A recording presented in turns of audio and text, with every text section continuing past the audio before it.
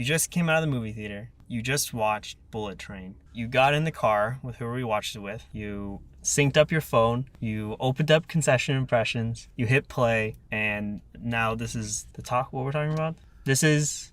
Oh, Concession Impressions. Concession Impressions. I was not... it's not...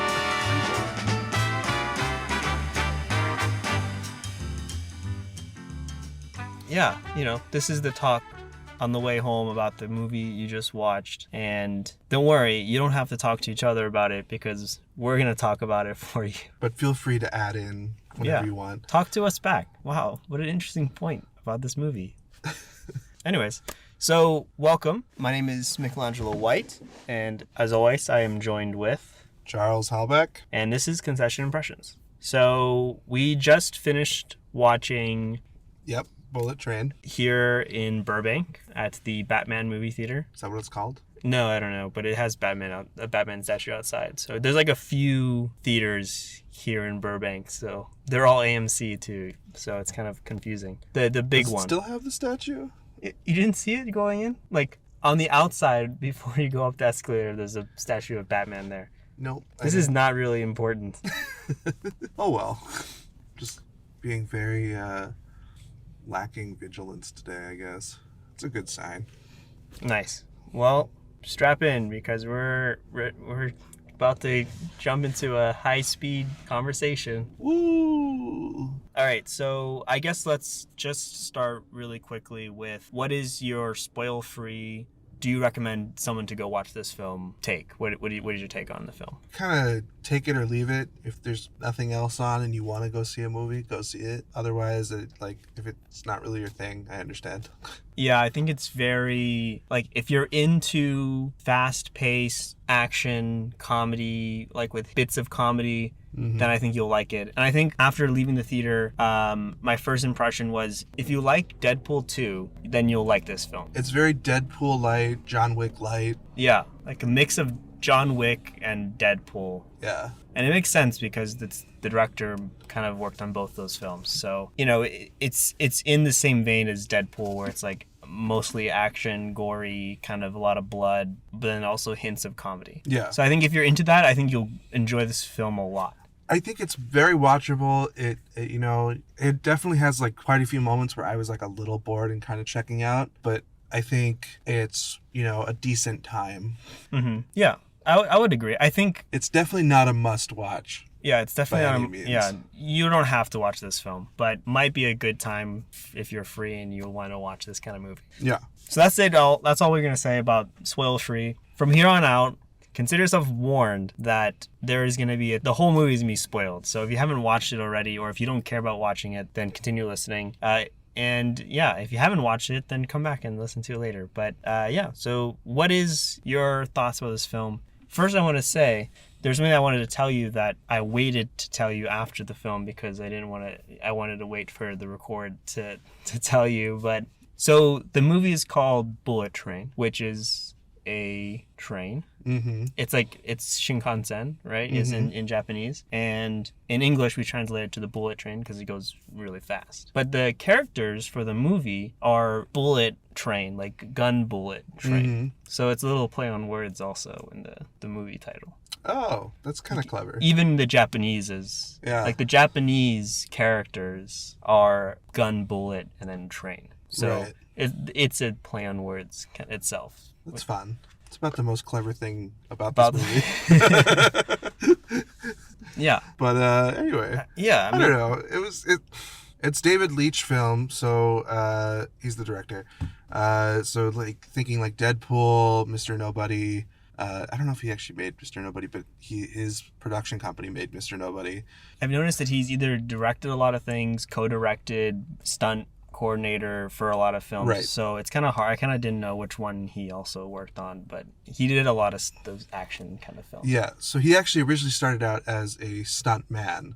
And so there's kind of an interesting thing that I think he's creating now, which is a stuntman director. So you know how there's directors, there's actors. I think he's kind of the first of the stuntman directors, where his entire directing philosophy is around creating stunts. Whereas if you think of like an actor's director, you think of somebody like Clint Eastwood, whose entire directing philosophy is about capturing actor performance. Mm-hmm. And I will say that the choreography for this film is done pretty well. Like, a lot of the action scenes are interesting and unique. I mean, for, you know, sometimes like you can only hit someone with a briefcase so many times, or so many different ways. But like, you know, they had a few interesting fight scenes. I mean, they all have like this similar taste to it of like comedic action, but that's kind of how I felt, is they sort of ran together. Because I feel like in a better film, I don't know, this is like a terrible film, it's a watchable film. It's just, I think if you think of something like Deadpool, those fights typically stand out because it's like, oh, this is the fight where Deadpool gets half of his body chopped off and he's like reforming baby child legs while fighting somebody. Or like, you know, this is the fight scene where Domino, who's Zazie Beetz, is also in this. Mm-hmm. And also, I think there's some similar through lines between Domino's fighting style and kind of how this movie, like... Domino is the lucky person in Deadpool, right? Right. Her superpower is that she's just super, super lucky. I was going to say that they took that character, and Brad Pitt is that character in this film. He's the reverse of that character. Is he, though? Because technically, he had the best luck, right? Well, yeah. Because, like... He took in all of everyone else's around him's bad luck, and in doing so, he was like able to like give little bits of bad luck to other people, kind of, in a not like, it wasn't like he was purposely doing it. This is just like his character flaw, more or less. It's like he has just criminally bad luck.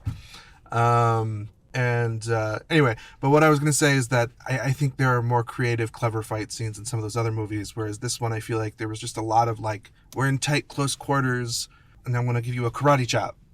Yeah, I will say that if you want to see an action film, like, it's no Jackie Chan film. There's so many like Hong Kong films or different action movies that do fight scenes a lot better. Mm-hmm. I will say they relate them to character better. That's what's really missing here. Mm-hmm. And I think the other thing was, I will say that, have you seen the new Matrix one that came out? Mm-hmm. Matrix 4? I think this movie did a lot better did like a fight scene within the bullet train, because they also have a scene in the new Matrix where they're fighting within the Shinkansen. Mm-hmm.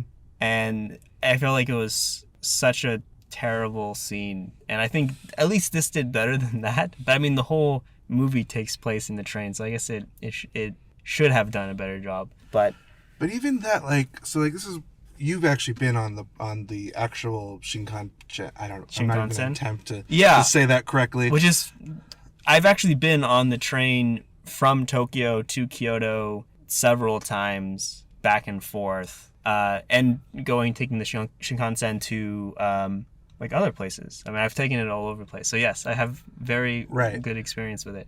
Why is it accurate that there would be no like vibrations? No, okay, so that's the thing that like the logic does not make sense. First of all, like geologically, no. What are you trying to say? Locationally wise? Okay. Is it geographically? Yeah. So geographically speaking, the movie didn't make sense because first they left at night. They got to Kyoto by like morning. Mm-hmm. So unless they left at like 4 a.m, that it wouldn't make sense. But I don't believe trains in Japan kind of stop around 12 and they kind of pick up at like 6. So there's no way that this train would have left because, also I have to say the train ride entirely is like 3 hours. Yeah. So it felt weird. Like, it felt like they're on the train for a long time. Also, it's kind of the opposite, where usually when you get on Tokyo, you'll be like, oh, there's not that many people on this train. But as you keep going multiple stops, more and more people will get on. And I feel like it's the opposite of where by the time you get to Kyoto, you'll have like almost like a full train, where this one was like each stop, it was like less and less people, which I'm just going to throw it out there again because we're just still talking about seats, that it didn't make sense at the end where the bad guy is like, yes, I know that no one's on the train anymore because I bought all the tickets, all the seats, which like doesn't make sense because does that mean that everyone bought their tickets to get off at earlier stops? Maybe, but like, I don't know. That logic kind of didn't make sense to me at all. But I mean, a lot of these things didn't make sense. Yeah. I mean, But wait, sorry, I want to say one more thing. Sorry, because speaking of location and everything, also there's a point near the end where like, oh, we're almost at Kyoto, and you see like Mount Fuji and like a body of water. First of all, Mount Fuji, there's like, it's not like next to an ocean or something like that. It looked like it was like surrounded by water everywhere. Like, it's not like that. And also, Mount Fuji is like pretty close to Tokyo. It would have been like at the first stop or something. So I think these are all signs that this was not made by a Japanese director, which is one of the problems. Yeah, and also like a lot of the places that like it looked like that they saw like 1980s Japan. Mm-hmm. And they kind of like, that looks cool, like that neo kind of like old Japanese style kind of thing with like neon lights and everything. We're like, that's kind of, let's copy that. Tokyo doesn't look anything like that anymore. And like a lot of the stops they went to doesn't look like that. Kyoto doesn't look like that. None of those like locations looked anything similar to what they looked like. And yeah, that's kind of some of my points. Yeah. No, I think it doesn't have a great sense of production design for me. Like pretty much all of the production design felt very generic and kind of lacking for what I feel like was probably spent for it. There were like maybe a couple of scenes that had some like kind of very interesting production set design, like when they went into the flashback of some Yakuza hideout or something, and that was kind of colorful and fun. And then there was like the one car train that had the stupid comic book character. Which I will say that does sometimes happen. Yeah. Not in trains, but like for instance, I remember they did a thing where, I don't know what film it was, but it was like some kind of Disney film, I think, or something like that, and they kind of redid the plane to be like Disney. And I think like that maybe might happen, something along that, but it won't be like to that extent. And also, like, no one, like, the people working there, the attendants and everything, when they're walking through, like, if they would see you, like, bloodied and they would be like, what are you doing in this room? And, like, why are you panting and sweaty and bloody and, There were literally only 2 employees. Yeah. And one of them was an assassin. Yeah, so it... Oh, no, there were 2 employees, and they were the 2 Asian characters. Yeah. Like, this movie's supposed to be set in Japan. But yeah, no, I mean, there are 2 Asian characters who have any lines at all. You mean the father and the son. Mm-hmm. You mean the grandfather and the... Whatever. Yeah. The grandfather is the father of the younger father. Father and son. Yeah, which... It was kind of, yeah. And even, like, the bad people were... Like, that's the thing, which is, it gets... I remember when I was, like, looking at the film a little bit, a lot of the negative kind of hate about it was that it was criticized for whitewashing. Because I don't know if you know, it's based on a book, based on a novel. And I actually read some of it. I read good 10 pages or so, and then I flipped through the rest of it. Because I found it last night, and I was just like, I'm not going to read this entire thing tonight, and I probably shouldn't because I have to work in the morning. But I will say that they kind of kept a lot of the characters, and they did keep the storytelling aspect a little bit, or at least in the book, it kind of jumps between the different characters and like their stories, which it does do that in the movie. It does that in the movie, but I think that was a mistake for the movie to do that. I think you mean like going into each character's backstory? Breaking it up in the way that they did, because I think in breaking it up into these like 10-15 minute segments where we kind of followed a different character, which that's another thing to talk about, is how really terrible the trailer is compared to the movie, because it really gives a very different impression of what the movie is, which is going to be more like a thrilling thing following Brad Pitt's character the whole time. And really, Brad Pitt isn't in this movie as much as you would expect. Like, he's kind of there in the beginning, the middle, and the end, but he's not really there throughout the whole movie. Most of the movie is actually following all these side characters. Yeah, and actually care more for the side. You don't really care about Brad Pitt's I agree with that as well. Character at all. Although I found Brad Pitt, being one of the highlights of the movie. I think there's Brad Pitt and the two fruit brothers, Yeah, lemon and tangerine. lemon and tangerine. Yeah, I think Brian Tyree Henry, Yeah. the one who does lemon, I think he did a great job. And just really quickly, I felt like they were kind of the main characters almost. I think they had the most development of all of the characters, for sure.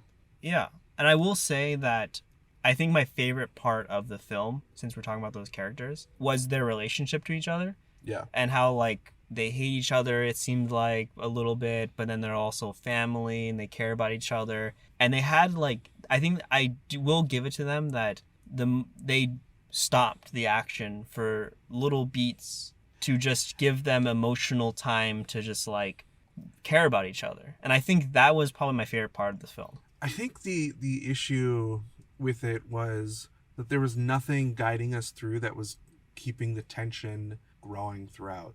So every time they stopped and like switched to a different character perspective or what did a flashback or slowed down the pace, it like halted the movie and we were just like at a zero tension level again, which I think is a mistake. I think if we had like some kind of using the Alfred Hitchcock's bomb under the table principle, some kind of countdown where we knew that the bomb was going to go off or something that kept us like at a reasonable level of tension as we got closer and closer to that time bomb. Mm-hmm. Something, I don't know what that would be in this case, but something. They kind of have it, but then like they were like, oh, the next stop you're gonna die, and then it's like, okay, never mind, the next stop after this one we're gonna kill you this time if you don't do it. And then it's like they keep setting the timer on the bomb a little bit back just to keep the movie going. And there are certain things that are just so stupid with how they kept the movie going on a certain course, which are like they almost try to make a joke out of it, and they do make a joke out of it, but it's not totally making up for how stupid some of the reasons why they are still on the train. You mean like the little girl in her fucking bag? Oh yeah. It's so stupid. Or like, how did the guy jump onto the train that's supposedly going however many... Well, I will say that for their credit, the train doesn't actually go that fast until it like kind of completely leaves the station for a little while. So It kind of like picks up speed. So I would say that it does make sense. How he got onto the train and like held onto it, it's kind of very smooth. And I don't know how he was able to hold on after it started picking up speed. Yeah. And then like punched through the like window to get inside. That didn't make sense. I mean, a lot of the logic in the film doesn't make sense. Yeah.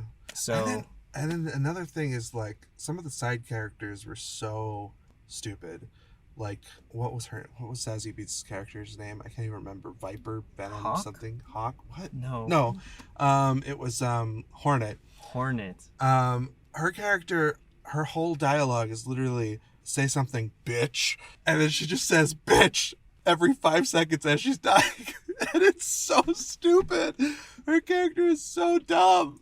Yeah, I will say, and that's like that for sure. Yeah, her character, also like Bad Bunny's character, and he didn't say a thing, which he's like a very big celebrity right now. He howled. He howled like a wolf for no reason. What is that? Oh, because he's the wolf. The wolf, right? Yeah, I mean, a lot of characters, when you look at the trailer and you see like, oh, there's a lot of like big names in this film. Mm-hmm. Other than like, not even Brad Pitt, like other than Brian Tyree Henry and Aaron Taylor Johnson, a lot of the other characters aren't really in it too much. No, they're only in it for like a couple of scenes to get killed, basically. Yeah. Even like Karen Fukuhara. I don't understand why she would take such a limited role. Like, right? And she's been like she's popping off right now. Yeah, she has a lot of big stuff that she's been in, and because she's in The Boys. She's in The Boys, which I think that's really been her biggest thing right now is The Boys, where she plays a fucking action character. I thought she was gonna be like a hidden spy, or something, and I was like, oh, she just gets like killed or something like in like 5 seconds. Does she get killed? I mean, she gets knocked out, and then the whole train explodes in the end. So I think that she's most likely dead. She says, what does she say? do you guys want anything? Yeah. And then she says, oh, it's going to be $10. And that's all she says. And she says it in Japanese, and then that's kind of it. It's literally like a nameless role. Like, I don't, like, it's wild. Like, I don't know if she may have signed on to this project earlier. Maybe that's why she's doing it. I don't know. Maybe. I don't know. But it's wild that she would ever take a role like this nowadays. Yeah. Knowing who she is. Or But like Sandra Bullock. Bullock? Bullock. Sandra That's such Bullock. bollocks. So Sandra, because I feel like, well, she's actually weirdly, she's the original book was called Maria Beetle, and that's the character she's playing. So I think it's potential that they're trying to set up something maybe for like a sequel movie to this. I don't know if they're ever going to get that. But yeah, she's kind of just doing a brief character cameo, which actually apparently this role was originally going to be a Lady Gaga character, but she had timing difficulties with Gucci, House of Gucci. So Sandra Bullock just stepped in last minute. But I actually think the reason that they got Sandra Bullock, and big spoiler here, there's a couple of different cameos. Yeah. There's a cameo with Magic Mike. Yeah, what is his name?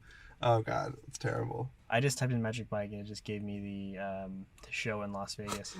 What is his name? He's a very famous guy. Channing Tatum. Channing Tatum. So that has a cameo by Channing Tatum and the cameo, Deadpool himself. Yeah, Ryan Reynolds cameos. So I think the cameo for Ryan Reynolds is basically repayment for the cameo that Brad Pitt did in the second Deadpool. Though I think the reason that Channing Tatum and Sandra Bullock are in this movie is because Brad Pitt did a brief role in The Lost City, their movie earlier this year. That's right, because they did the trailer, right, where he is the actual kind of image of the character in all her books or something like that. Exactly. So it's just all these big yesteryear celebrities. Not that they're really yesteryear, but they're kind of past their prime. Not that's a don't include that. It's not that they're past their prime. It's just that they are no longer the biggest superstar celebrities right now. But they are all incredibly big movie stars that all have like the ability to be incredibly charming. Yeah, and I think, like you said, other than Brad Pitt, which I think he does a great job. I think he's really fun in the role. Other than that, yeah, I guess it's kind of like kind of weird, like all these characters that aren't, I don't know, it's all of the characters I thought were fun and goofy, and that's what this movie is it's trying to be just a sort of cast of weirdos in a kind of Guy Ritchie-esque, Tarantino-esque like hyper violence flick. And so it's kind of like what if Tarantino made the Orient Express? Kind of a little only bit. It was bad. Yeah. And didn't have a central theme or any kind of guiding storytelling mechanism. Like that's my biggest problem, is really the structure of the film. As I think if you set up the briefcase, kind of like even if you looked at like something like Pulp Fiction, that's told in a very similar way, where you have all these kind of like patchworks of different people doing different things, and there's still a guiding mystery, and there's a driving force that leads us to the very end of the movie. And that's kind of what is missing for me for this movie. It is just a kind of fun action assassination thriller kind of film, but it's only really tense and fun in like these 15-minute clips, and it keeps restarting. So by the end, you're just kind of exhausted and you want it to be over. And this movie is 2 hours fucking long, and it shouldn't be. This movie would have been great. Yeah, it was like an hour and a half. It could have been so much. Like they tried to get it. I kind of want to read the book and see how different it is. Like how they handle it, because it does actually, all the chapters in the book are actually all the stops along the way. So I'm kind of curious to see like what's the difference. But I think the book is also an action comedy kind of book. So yeah, it just kind of like, it felt weird, especially like in the middle with each stop. They're like, oh, we have to have a stop. Like, what's going to be the excuse? How do we keep this film going? How do we keep Brad Pitt on the train? How do we like do this all? And I think it just like, it feels convoluted at times. It didn't have to be that long, or it could have just been like they missed the stop because they were fighting or something like that. Like, but also it doesn't make sense because why if they see someone fighting on the train, they would just arrest them or something like that. Some of that I can give some like license to. Like I don't. That's in the area where I'm like, okay, I'm on board. They're fighting. At least they're doing something interesting. You know, True. like no one wants to watch a movie about people being responsible. Yeah, I guess so. but the real crime for me here is that they allowed the tension to die every 15 minutes. Mm-hmm. And I think that was a huge mistake. And then also I think the other crime for me is I thought it lacked some set direction in a really interesting way. Like it could have been so colorful and interesting and so fun with all these wild characters. And then the other thing it kind of lacked for me was fun camera angles. There were a couple of nice scenes, like the water bottle I liked. That was actually a pretty fun scene. That Right. was like one of the few scenes that were actually kind of interesting. Yeah. Which that's a type of shot that is becoming much more popular nowadays, which I'm intrigued because it's basically a brand new kind of shot. It is. Where do I remember seeing it before? Like there's like a bullet shot, right? It's like that. Like you see the bullet get made and then it gets in the gun and then it shoots someone or something like that. Oh, I don't know. I want to say it's another action movie that's made by like a stuntman. I think it feels like it might have been Deadpool or John Wick, because that's the guy this guy it made might those. have. Yeah, but anyways, like yeah, definitely. I can completely understand what you're saying.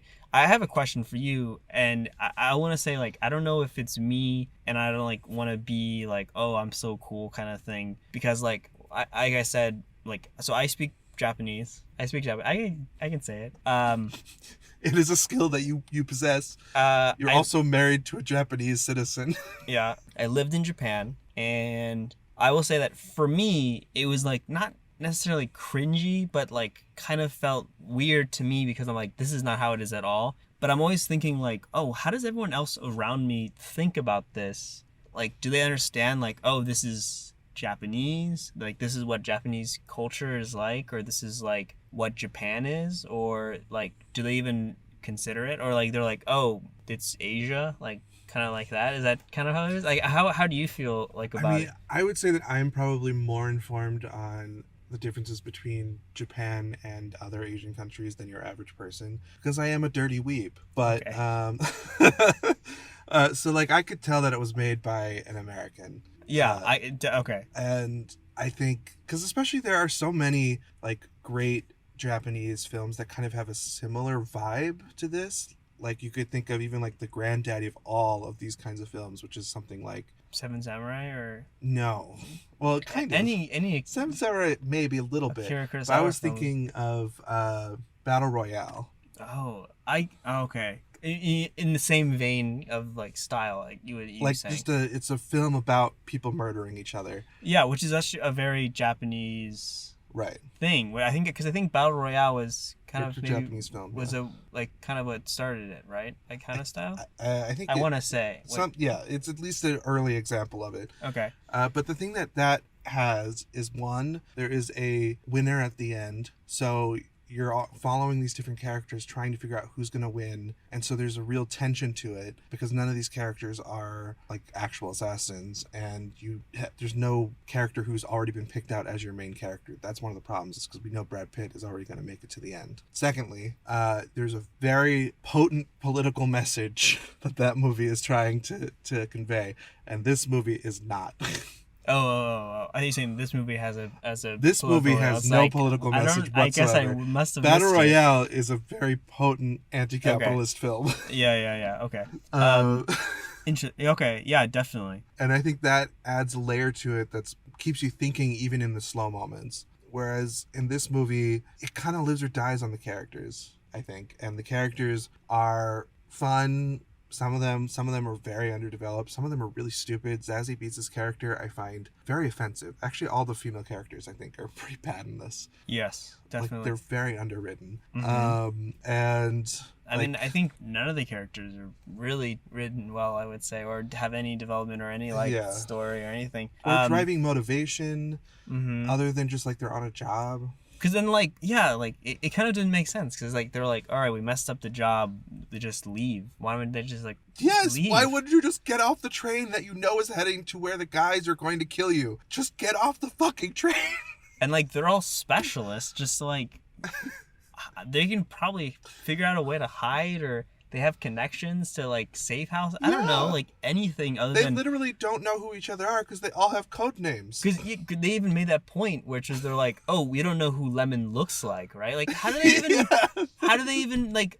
They can They just think walk... he's a twin. Yeah, they're like, oh, we're just gonna walk off the train, and no one would know. Just, like, put on a suit or change your clothes and then just walk home. Like, why? I don't... Like, the Yeah. whole thing didn't make sense. Also, I will just say that even though it does have a lot of, like, backlash on whitewashing, I think Brad Pitt did a good job, and some of the, like, Tangerine and Lemon were kind of interesting characters, and I did like that. All the acting I thought was pretty good. I will say, though, I think that there could have been more Asian representation in the film, Definitely. and the ones that they And not were in classic there, stereotypes of Asian people Yeah. defending their honor and proverbs, samurai swords, like what? like It's like they've only ever met Asian people through Akira Kurosawa films. yeah, right. And the thing is, like you've seen Drive My Car, right? Yeah. Like, there's a lot of great actors. Oh my god, Like, there's diversity of people. People aren't monoliths. Oh my god. yeah,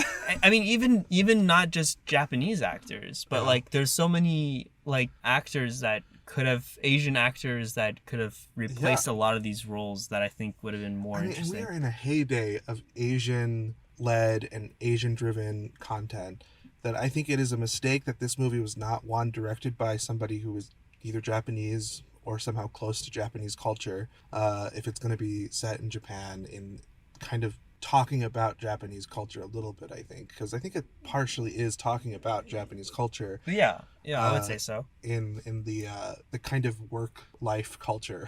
Yeah, I think that is a direct reference that this movie is trying to make but failing because it doesn't understand that that's a thing. Whereas I imagine maybe the original might, because it was actually written by a Japanese person. Mm-hmm. And I mean, there are so many great Asian actors and Asian movies that have been released in the last few years that all of them could have had great roles in this. And I think you could have had almost an entirely Asian cast, except for maybe the Russian guy, because he seems to have to be. And then I think Hornet is supposed to be an American assassin. I didn't read the book, so I don't know if the characters were what they were, but Yeah. I feel like they could have, even if they weren't, I feel like they could have been. And I think like it did an okay job with having some diversity, Mm-hmm. but I think it could have done better. And I think it kind of was like, oh, hey, we're hiring these Japanese actors, so we're fine, right? But then it's like, okay, you hired them, they have, because do you notice, I forgot his name, but like the guy from Heroes, the Yeah, TV show, he was another just like side character with one line.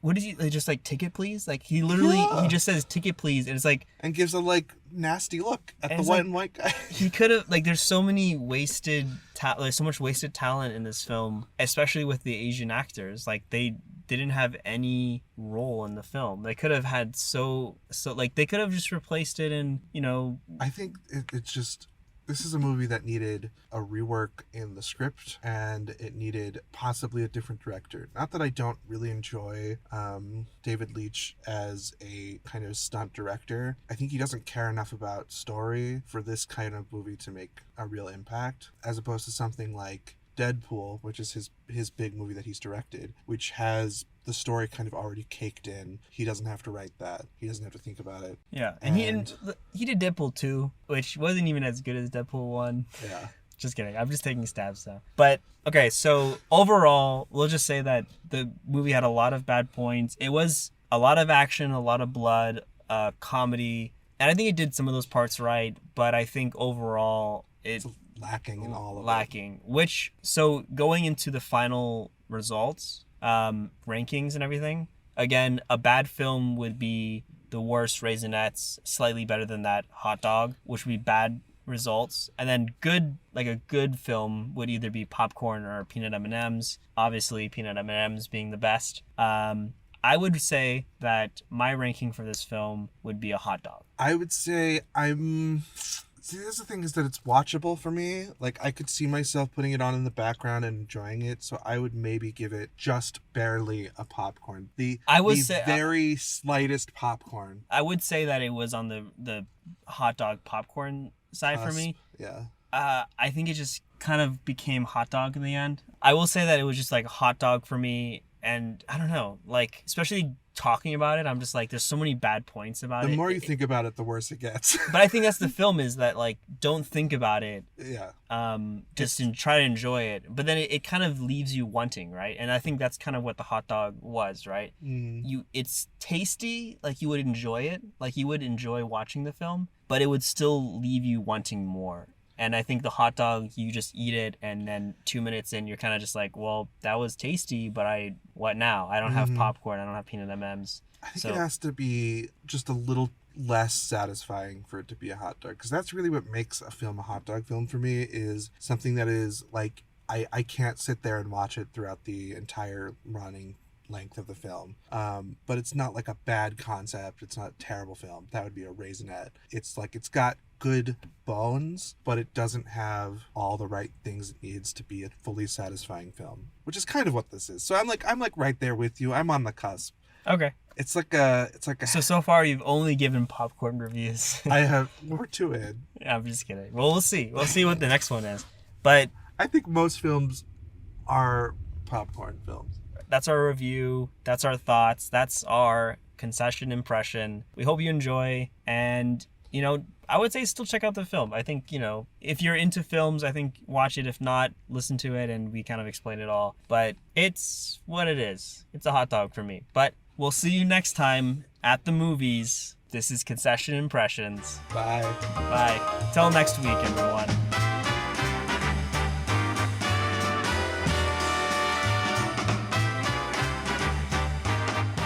Actually, I do have one question for you. Okay. What Thomas the Tank Engine character are you? I think I'm Thomas, because I think I can. You think you can? I think I can. That's his thing, right? That's he always says, I think I can. He does. Yeah. He's a good little engine that could. I know it's a different thing, isn't it? I don't know. What was the negative one? The bad one in this? Diesel. I'm a diesel. Bye. All right. Bye, everyone.